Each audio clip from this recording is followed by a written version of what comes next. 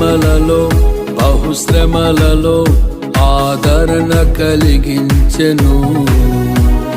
వాక్యమే కృపావాక్యమే నన్ను వీడని అనుబంధమై, నీ మాటలే జలధారలై సంతృప్తినిచ్చెను.